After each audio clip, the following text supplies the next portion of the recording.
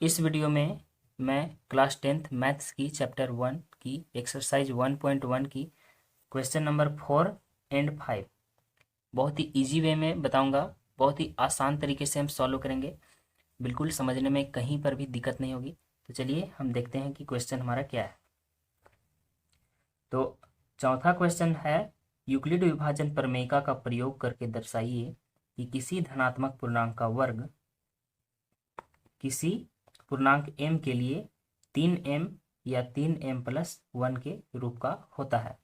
मतलब कोई भी हम धनात्मक पूर्णांक लेंगे, मान लीजिए पूर्णांक m है, तो वह 3m के रूप का होगा या 3m+1 के रूप का होगा। तो चलिए हम इसे हल करते हैं। तो सबसे पहले मानते हैं हम, माना ये कोई धनात्मक पूर्णांक है तथा b बराबर, देखिए फ्रेंड्स हमारा जो क्वेश्चन में दिया हुआ है, ठीक है, 3m या 3m+1, यानी कि जैसा कि आपको पता है ये बराबर BQ+R होता है, ठीक है। तो यहाँ पर हमारा हो जाएगा ये बराबर 3m+R। तो m यहाँ b के जगह में हमारा 3 आया, तो b बराबर यहाँ हम 3 लिख देंगे। यानी m के पहले जो भी रहेगा, हमारा क्वेश्चन में दिया हुआ है 3m या 3m+1, ठीक है। तो m के पीछे हमारा 3 दिया हुआ है, यानी b हमारा दिया हुआ है, तो b बराबर हम 3 लेंगे, ठीक है। इसीलिए हमारा इक्वेशन यहाँ पे क्लियर है। इसीलिए हमारा इक्वेशन यहाँ बनेगा ये बराबर BQ+R होता है, तो b के जगह में हमारा 3 हो जाएगा, तो 3Q हो जाएगा प्लस R। अब R हमें पता करना है। क्वेश्चन में हमें क्या कर रहा है कि या तो 3m के रूप में होगा या 3m+1। मान लीजिए, इसे मैं एग्जांपल के जरिए समझा रहा हूँ। जैसे मान लीजिए हमें संख्या दिया हुआ है 25, ठीक है, और इसे 6 से भाग देना है। सॉरी, यहाँ पे वर्ग का लेना है, किसी धनात्मक पूर्णांक का वर्ग, ठीक है। जैसे मान लीजिए मैं 4 ले लेता हूँ, तो 4 का वर्ग कितना होगा, 16 होगा, ठीक है। अब 16 को मैं 5 से भाग देता हूँ, ठीक है, तो 5 तो ये 15 हो जाएगा और हमारा बचा 1। यानी किसी भी धनात्मक पूर्णांक का वर्ग, उसे हम किसी संख्या से भाग दें, मान लीजिए 3 से भाग दें, तो या तो हमारा 1 आएगा, ठीक है, या फिर 0 आएगा। जैसे यहाँ 3 से भाग देंगे हम, तो 3 बचे 15 होता है, ठीक है, और हमारा कितना बचा 1। इसी प्रकार मान लीजिए हम 9 का वर्ग ले लेते हैं, तो 9 का वर्ग कितना हो जाता है, 81 हो जाता है, ठीक है, और इसे हम 3 से भाग देंगे, तो कितना आएगा, 3 दूनी 6, ठीक है, और यहाँ 2 और 1, फिर 3 3 सत्ते 21। तो देखिए यहाँ पे हमारा 0 बचा, ठीक है, शेषफल। यानी किसी भी धनात्मक पूर्णांक रहेगा, कोई भी हम धनात्मक पूर्णांक ले लें, चाहे 2 का, चाहे 4 का, चाहे 9 का, अगर उसे 3 से भाग दिया जाए तो शेषफल या तो 0 आना चाहिए या तो फिर 1। हमें इसी को प्रूव करना है, ठीक है। तो R हमें कितना लाना है, या तो 0 लाना है या फिर 1, ठीक। तो चलिए इसे हम इक्वेशन के रूप में सॉल्व करते हैं। देखिए अब सवाल में ही यहाँ पे हमारा जो दिया हुआ है, इसी में सारा आंसर है, ठीक है। इसके लिए आपको एक इक्वेशन चाहिए। देखिए ये इक्वेशन है, 0 is less than or equal to R, ठीक है, and R is less then Q। यानी 0, R जो है, देखिए R वो 0 से बड़ा रहेगा, ये बड़ा का साइन है, या बराबर रहेगा, ठीक है। इसी प्रकार Q वो R से हर हाल में बड़ा रहेगा। देखिए यहाँ पे हमारा ये Q है, यानी कि भागफल, ठीक है, और ये हमारा R है। तो R किसी भी स्थिति में, देखिए यहाँ पे हमारा कितना है 27, इससे ज़्यादा नहीं हो सकता है, ठीक है। R हमारा किसी भी हाल में, यहाँ देखिए 5 है, तो 5 से ज़्यादा नहीं हो सकता है। R यहाँ जो कोई भी होगा वो 5 से कम ही होगा। तो यहाँ पर हमारा Q कितना दिया हुआ है, ठीक है, Q यहाँ पे हमारा दिया हुआ है, यहाँ हमारा भागफल 1 दिया हुआ है 3। तो इसको हम इस प्रकार लिख सकते हैं, यहाँ चूंकि इसका साइन देते हैं और यहाँ इसलिए 0 आर क्या है वो हमें पता नहीं है, एंड क्यू यहाँ पे 3 लेना है। अब देखिए इससे हमें क्या पता चल रहा है, ठीक है, आर इज लेस देन 3, ठीक है, आर इज लेस देन 3, यानी कि हम अगर सभी संभावित शेषफल निकाले तो हमारा कितना होगा, 3 के पीछे जो जो संख्या है वो कोई भी हो सकता है, 0 हो सकता है, 1 हो सकता है, 2 हो सकता है, 3 नहीं हो सकता क्योंकि 3 से कम ही होना चाहिए। तो अब हम लिखते हैं इसीलिए अगर ये कोई धनात्मक पूर्णांक है तो ये बराबर कितना होगा, या तो 3m प्लस आर के जगह में 0 होगा, ठीक है, या 3m प्लस 1 हो सकता है आर के जगह में, या 3m प्लस 2, ठीक है, ये हो सकता है। तो 3m प्लस 0 को 3m ही सिंपली लिख सकते हैं। तो यहाँ तक हमारा आंसर मिल गया। अब हमें दर्शाना है कि अगर इसे हम वर्ग करेंगे, तब वर्ग करेंगे तो हमारा जो ये दिया हुआ है वो फिर से 3m या 3m प्लस 1 या 3m प्लस 2 के रूप में होना चाहिए। तो चलिए हम देखते हैं, यहाँ हम 3 इक्वेशन दिए हुए हैं, अब तीनों को वर्ग करते हैं। केस 1 में जब ये बराबर 3m, इसीलिए अगर ये स्क्वायर रहा, मतलब अगर ये इस धनात्मक पूर्णांक का वर्ग रहा तो क्या होगा, इधर भी वर्ग होगा, 3m का होल स्क्वायर बराबर कितना हो जाएगा, 3 तिया 9 और m स्क्वायर। तो 9m स्क्वायर को हम ऐसे भी लिख सकते हैं, 3 इंटू 3m स्क्वायर, फिर इसे हम तोड़ेंगे तो सेम यही आ जाएगा, 3 तिया 9 और m स्क्वायर, ठीक है, यही आ जाएगा। तो 3 इंटू 3m स्क्वायर को 3m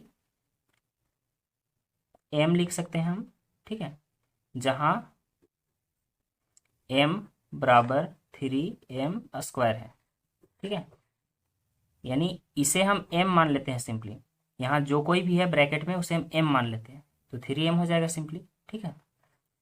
अब इसी प्रकार दूसरा क्वेश्चन भी हल करना है हमें, केस 2 में जब ये बराबर 3m प्लस 1, अब इसे हम ये स्क्वायर कर देंगे, ठीक है, तो ये भी ये स्क्वायर हो जाएगा, 3m प्लस 1 का होल स्क्वायर। अब आपको पता है कि ये प्लस b का होल स्क्वायर क्या होता है, ये square plus b square plus 2 ये b, ठीक है। तो यहाँ पर हम लिखते हैं ये स्क्वायर यानी 3m का स्क्वायर प्लस 2ab यानी कि 2 और ये के जगह में 3m और b के जगह में 1 और b स्क्वायर यानी कि 1 स्क्वायर बराबर हमारा हो जाएगा 3 तिया 9m square, sorry m square यहाँ पे होना चाहिए, प्लस 3 दूनी 6, ठीक है, तो 6m यहाँ पे हो जाएगा और यहाँ पे 1। तो अब हम क्या करते हैं, इन दोनों में जो कॉमन है, ठीक है, इन दोनों में जो कॉमन है उसे हम निकाल लेते हैं। तो इन दोनों में 3 कॉमन है, ठीक है, इसमें भी 3 और इसमें भी 3 कॉमन है। तो अगर हम इसमें 3 निकाल लेंगे तो कितना बचेगा, यहाँ 3 तिया 9 यानी 3m स्क्वायर, क्योंकि इसमें 3 निकाल लिए तो फिर से अगर हम इन दोनों को गुना करेंगे तो 9 आ जाना चाहिए, तो 3 तिया 9m स्क्वायर आ जाता है। अब इसमें एक गुणनखंड हम निकाल लेंगे 3, तो यहाँ बचेगा 2m यानी 3 दूनी 6m प्लस 1 बराबर 3। अब फिर यहाँ पे जो ब्रैकेट है उसे हम मान लेते हैं m, ठीक है, तो यहाँ पे हो जाएगा 3m प्लस 1, जहाँ m बराबर हमने क्या माना, 3m स्क्वायर प्लस 2m, ठीक है। ये अब तीसरी स्थिति में आते हैं, तो यहाँ पे हमारा हो जाएगा केस 3 में जब ये बराबर हमारा आया था 3m प्लस 2, 3m प्लस 2।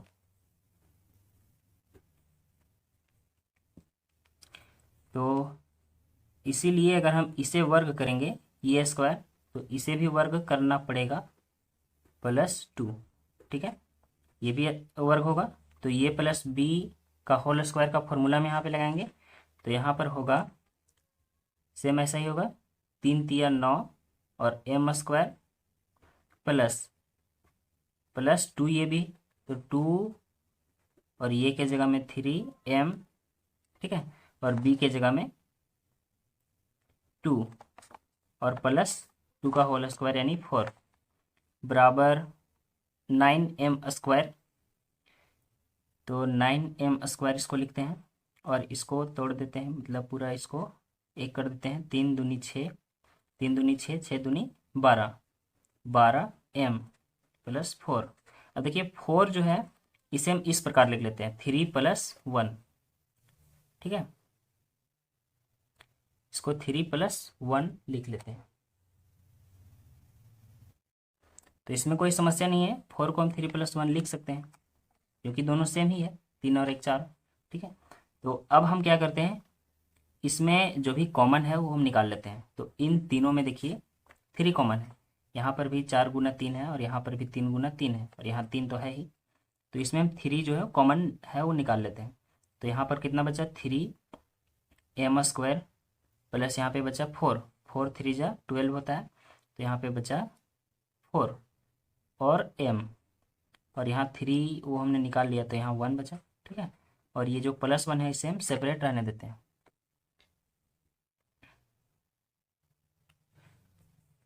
तो यहाँ पर हमारा कंक्लूजन क्या निकलता है, अगर इसे हम m मान लेते हैं, ठीक है, तो यहाँ पर हमारा बचता है 3m + 1। ठीक है, 3m + 1, जहाँ m बराबर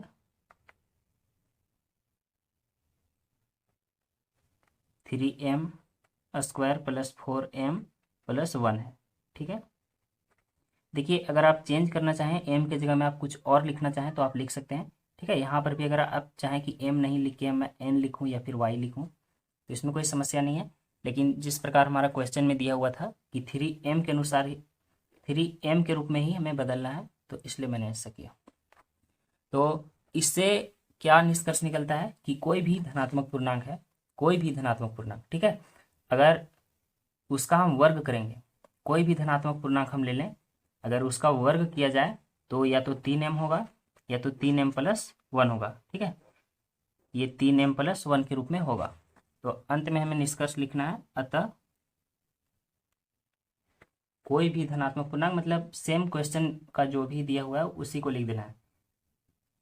क्वेश्चन में दिया हुआ था कि किसी धनात्मक पूर्णांक का वर्ग पूर्णांक m के लिए 3m या 3m के रूप में होता है, तो यही लिख देना है कि अतः किसी भी धनात्मक पूर्णांक का वर्ग किसी पूर्णांक m के लिए 3m या 3m + 1 के रूप का ही होता है।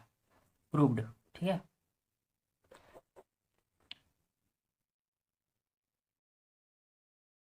तो चलो अब देखते हैं हमारा लास्ट क्वेश्चन इस चैप्टर का।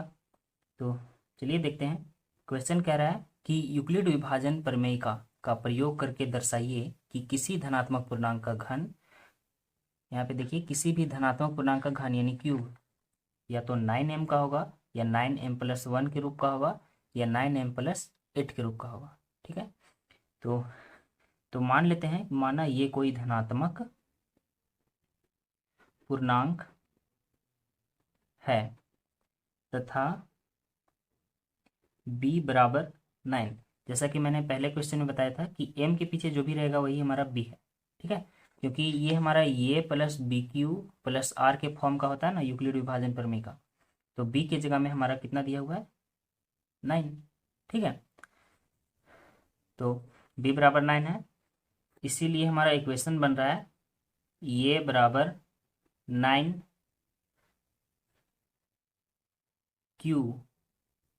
+ r। ठीक है, तो r हमें फाइंड करना है, r या तो 0 आना चाहिए या तो 1 आना चाहिए या फिर 8। ठीक है, आर हमें ये फाइंड करना है, आर हमें पता नहीं है, ये क्यू को हम एम भी लिख देंगे तो कोई फर्क नहीं पड़ेगा। ठीक है, तो जहाँ क्यू, ठीक है, यानी यहाँ जो क्यू दिया हुआ है वो या तो 0 से बड़ा रहेगा या बराबर रहेगा, ये या तो 0 से बड़ा रहेगा या फिर बराबर रहेगा, 0 के इधर यानी माइनस में नहीं जा सकता। ठीक है, चूंकि अब यहाँ पे लिखना है हमारा जो कंडीशन है 0, आर इज ग्रेटर देन 0 और इक्वल टू 0। ठीक है, आर हमेशा 0 से बड़ा होता है या फिर उसके बराबर होता है, शेषफल हमेशा आर 0 से बड़ा रहता है या उसके बराबर, और R is less than B. ठीक है, हमारा यहाँ बी है वो हमेशा इससे आर जो हमेशा छोटा रहता है, शेषफल हमेशा बी से, यहाँ बी 9 है तो इससे हमेशा छोटा ही रहेगा। तो देखिए अब यहीं से हमारा आंसर निकल के आ रहा है, इसीलिए यहाँ पे भी लिख लेते हैं, इसीलिए 0 is less than or equal to R is less than, B की जगह हम 9 ले लेते हैं जो कि हमारा दिया हुआ है। तो यहाँ से हमारा कंक्लूजन निकल के आ रहा है, इसीलिए संभावित शेषफल। ठीक है, इसीलिए संभावित शेषफल, देखिए आर क्या हो सकता है, आर जो भी है वो 9 से छोटा है, तो हम 9 के पहले जो भी संख्या है उस सब को मान लेते हैं, सब संभव हो सकता है यानी कोई भी हो सकता है, तो मानते हैं। देखिए 0 के पीछे कौन कौन सी संख्या है, 9 के पीछे कौन सी संख्या है, 0 है, 1 2 3 4 5 6 7 8, इतनी सारी संख्या है। अब इतनी सारी संख्याओं में कोई भी संख्या हो सकती है आर की जगह में यहाँ पे। ठीक है, अब देखिए क्वेश्चन हमें क्या पूछ रहा है, इसको एक बार और पढ़ लेते हैं। किसी धनात्मक पूर्णांक का घन, ठीक है, किसी भी धनात्मक पूर्णांक का घन यानी क्यूब 9m का होगा या 9m+1 या 9m+8 के रूप का होगा। अब देखिए यहाँ से आ रहा है कि घन यानी हमें क्यूब लेना है, तो यहाँ पे छांटिए कि क्यूब कौन कौन सा है। ठीक है, तो 0 एक हो सकता है क्योंकि 0 गुना 0 गुना 0 करेंगे तो हमारा 0 आएगा। 1 हो सकता है क्योंकि 1 इंटू 1 इंटू 1 करेंगे तो 1 आएगा। ठीक है, अब 2 तो है नहीं किसी का घन, 3 भी नहीं है, 4 भी नहीं है, 5 नहीं है, 6 नहीं है, 7 नहीं है, 8 है। 8 कैसे है, 8 2 का घन है, क्यों, अगर 2 को हम 3 बार लिखते हैं तो हमारा 8 आता है, 2 दूनी 4 4 दूनी 8। ठीक है, तो 8 हमारा घन है, तो यहाँ पे लिखते हैं चूंकि यहाँ केवल 0 1 तथा 8 ही पूर्ण घन संख्याएं हैं। ठीक है, यही पूर्ण घन संख्या है, बाकी सब नहीं है।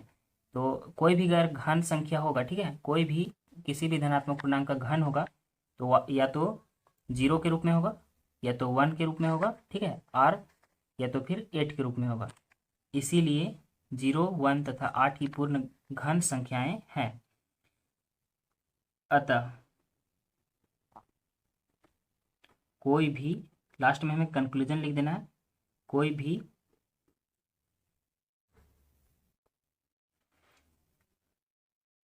धनात्मक पूर्णांक का घन या तो 9m+0 के रूप में होगा या 9m+1 के रूप में होगा, ठीक है, या 9m+8 के रूप का होगा। क्यों, क्योंकि बाकी सब तो घन है ही नहीं, बाकी सब जो है वो पूर्ण घन तो है ही नहीं, पूर्ण घन केवल 3 है, 0 1 और 8। तो कोई भी धनात्मक पूर्णांक रहेगा तो या तो 9m का रहेगा या 9m+1 या 9m+8। अब यहाँ 0 देखिए, 0 लिखना जरूरी नहीं है इसलिए आपको नहीं लिखना है। तो ये हमारा प्रूव्ड हो गया। गाइज अगर मेरा ये वीडियो लेक्चर आपको अच्छा लगता है तो प्लीज़ एक लाइक और एक शेयर ज़रूर करें, क्योंकि ये हमें बहुत ज़्यादा मोटिवेट करता है मैं और वीडियोज़ बनाने में और आपको और ज़्यादा मदद करने में। और अगर आप चैनल पर नए हैं तो प्लीज़ चैनल को सब्सक्राइब भी कर लीजिए। Thank you.